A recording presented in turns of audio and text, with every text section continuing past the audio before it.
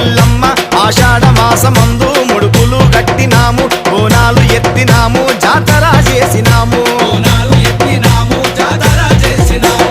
అమ్మా